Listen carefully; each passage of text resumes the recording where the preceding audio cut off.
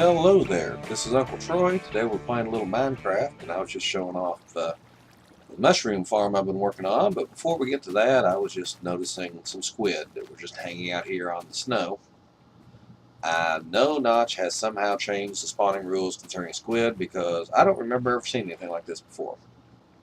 I kind of like the way they squirm around a little after they've died. But anyway, let's get on with the show. We decided that since mushrooms are now a renewable resource, we'd start farming them. We created the Mushroom Farm of Doom, room 1 and 2.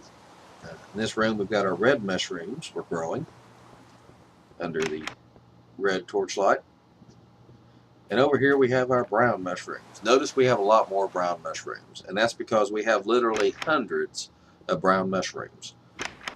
Under my old base, the first one I created when I came into this multiplayer world, there was apparently a single mushroom down in a cave immediately under my base. I did not explore that when I first started. I dug past it to get down deeper.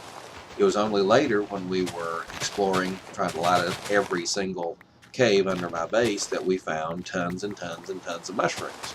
I just grabbed the ones that were in my way, so to speak, and I came up with over 100. I think El Chico came up with like 3 or 4 stacks. So we have plenty of brown mushrooms, but the red ones aren't growing as fast as I'd like. But first step in fixing up the Mushroom of Doom, we're going to rip out everything we've already done. I have some plans. I've been watching some videos, and I think I've got some ideas. Basically, the plan is I'm going to have some water channels interspersed with raised tiers.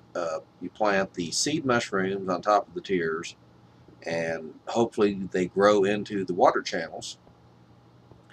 And then you simply pour some water through the system, and the water washes everything out to a collection point. These trenches down here at the end of the rows will catch the mushrooms falling from every individual row and bring them all to a central collection point. At least that's the plan. I'm just checking the spacing here. I'm trying to decide what to do with this center row. If I arrange the water like this, it will take it right here into the doorway. I'm not sure if that's necessary or not. I remember from a previous monster spawner trap I created that you can pick up items through a door some distance away. Okay, back to work. While I was expanding the mushroom farm, I actually broke out into the real world, so to speak, and a couple of creepers came out of a dark corner, and I had to lead them away from the mushroom farm before I shot them, just in case I missed and they exploded. This is just about the completed layout here. I've got the trenches and the shelves laid out. Still not sure what to do here in the middle. I don't know if I want to leave it just a water channel, or if I want to have one more place for mushrooms to spread to. But then we go on over this way. The plan is water will come down from somewhere up top. Nothing roughly like that. Well, not exactly like that, because I just need one stream to come down for each row and wash everything right over here. Let's see if I can place this water a little better and show you what I mean exactly.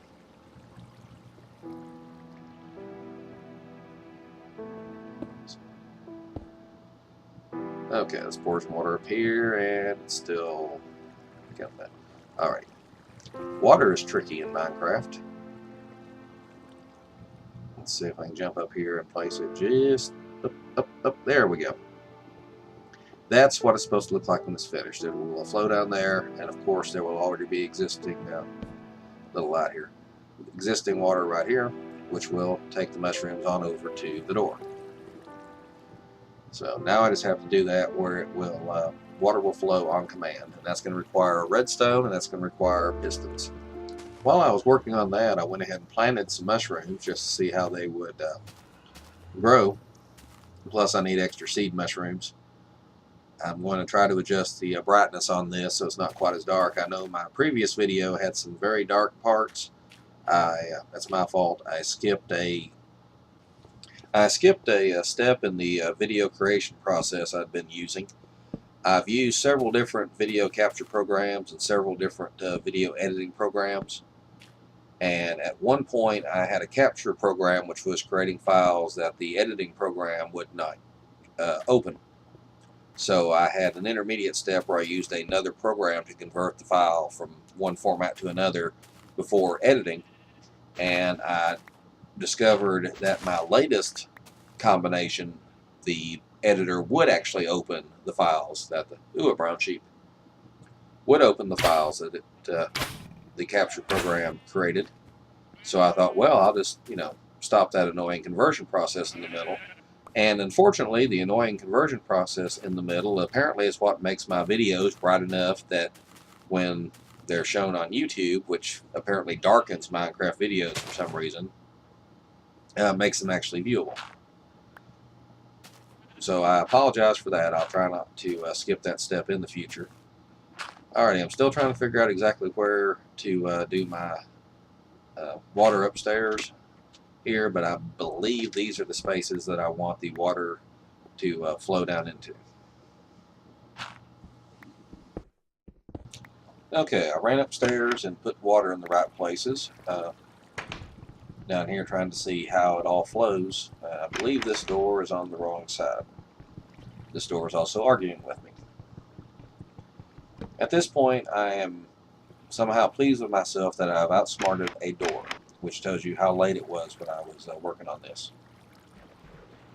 I also thought, well, I'll throw some dirt blocks out and then I'll go out and see if I can pick them up, but the water currents took them back to me and I picked them back up before I could get out the door, so I had to try again. For some reason, throwing things in this game is difficult for me. But as you can see, even though I'm on the other side of a door, I can still pick up items through it. I use this same technique in one of my first single-player worlds when I had a monster spawner, so that the chickens and the pigs kept coming through my monster trap. So I made a door much the same way, so that I could pick up the other drops without the chickens and the pigs coming out into my living area. And also back then, you could still shoot arrows and swing a sword through the doors, so I could kill the chickens and the pigs, and everything worked out just fine. I wish the doors still worked like that, but on the bright side, here you can see where I've placed the water to fall down in those channels. I'm directly above the end of the mushroom farm, as you can see here. The bright side, I'm not pushing the buttons at all. I'm flowing out here, and had I not taken that water out there away, I would have flowed right over to the door. But the bright side about not being able to swing your sword or shoot an arrow through the door anymore is that creepers can no longer come up and, quote, see you, unquote, and blow up just because you accidentally hung the door the wrong way. And yes, that's happened to me many a time. So, looks like all the water is pretty much the way it's supposed to be here. Now here comes the fun part, placing the pistons. I'm not very experienced with pistons. I never downloaded the piston mod. I always figured, well, I'll figure it out later. But I know apply redstone current to it and it extends. Release the current and it retracts. And I thought I needed a sticky piston for this, but it turns out that water will stay over top of a regular piston just fine. You don't need to make it sticky. I know it looks better. Did I mention that water currents are tricky here in Minecraft? And once they start going in another way, once they start going the wrong way, it takes a while to get them back the way they're supposed to. But that's the way it's supposed to respond. When you have a current there, it extends. When you don't, it retracts. And when it retracts, it allows the water in. So I've got to wire this backwards. I'm still not quite sure exactly. I know some items powered by redstone seems that you can just like send redstone in the general area of them and they work, and others it seems you have to send the redstone exactly to the right place. So I'm trying to decide if I can just put a redstone torch behind the pistons, have them work, or if I can send redstone up beside them. Oops, that was supposed to have been a real torch.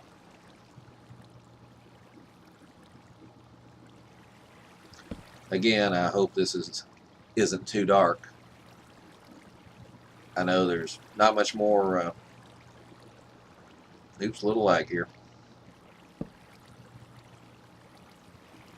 Okay, that works.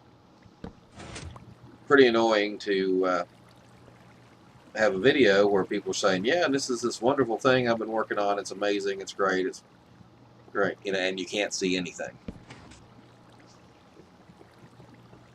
All right, so that one worked, but that one didn't. Okay, I have got to try something else.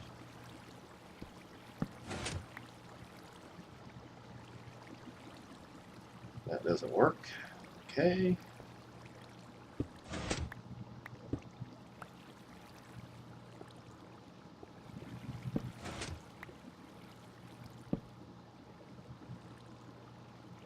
Bear with me, folks. I'll figure this out eventually.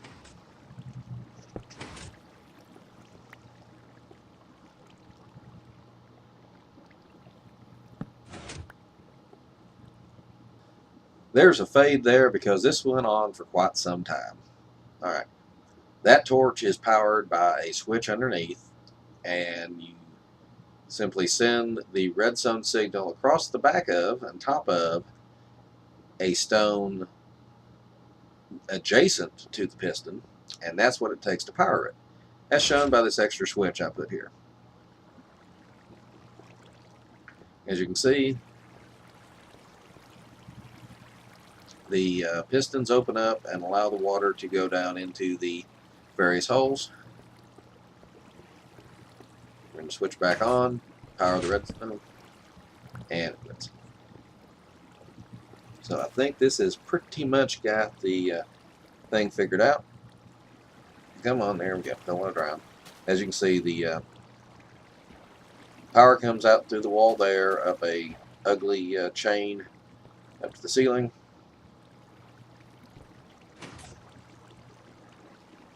And turn the lever the other way, and the water goes away. Turn it back up, and hey, here comes water again. Once again, I've forgotten to put water in the channels at the base.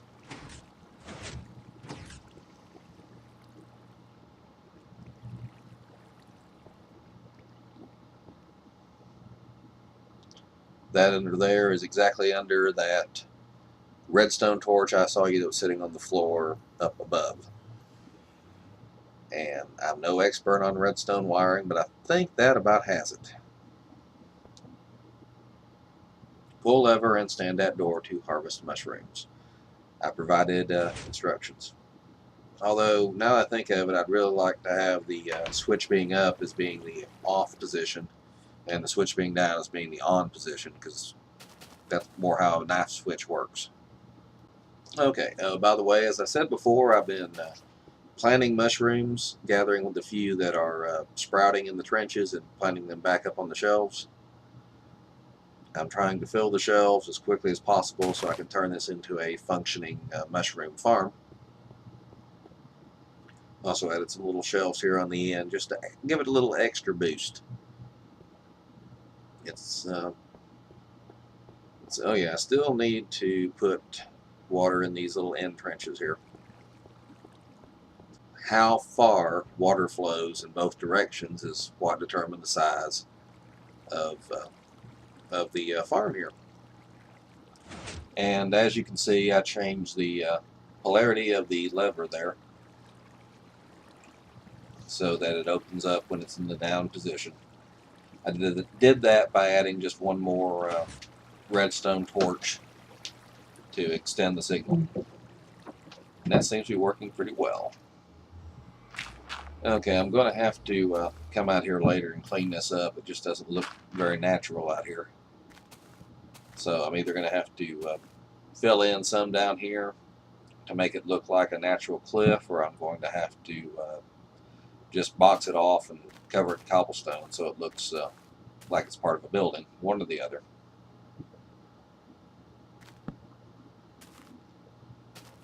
Can't be having any creepers spawning over here. Alright, while we're out here, let's look around. It seems that the cobblestone wall around our outpost was a joint venture by everybody on the server except for me. Of course, there's only 2 other people playing right now, so. But they're starting to build little rooms out here on top of the wall. I'm sure there's going to be stairwells and parapets and fortresses and buttresses and all sorts of stuff that I'm not familiar with from medieval times. And it's a good thing that the cobblestone texture's changed, because apparently everybody thought it was ugly before and now they think it looks nicer. I think it looks nicer the old way, but that's just me. And over here, you can see our lovely scenery. We haven't messed with that much.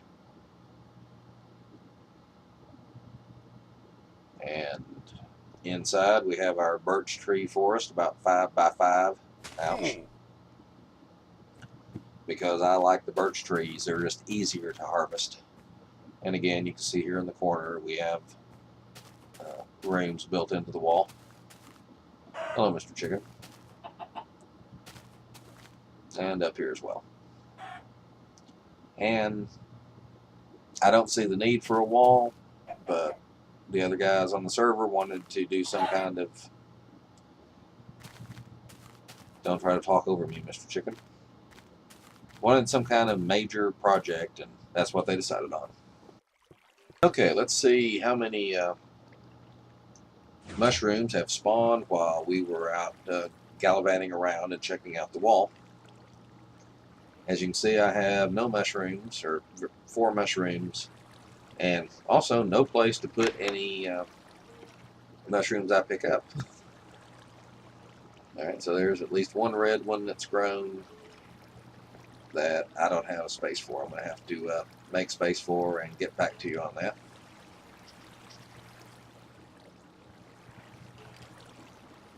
What can I get rid of? What can I get rid of?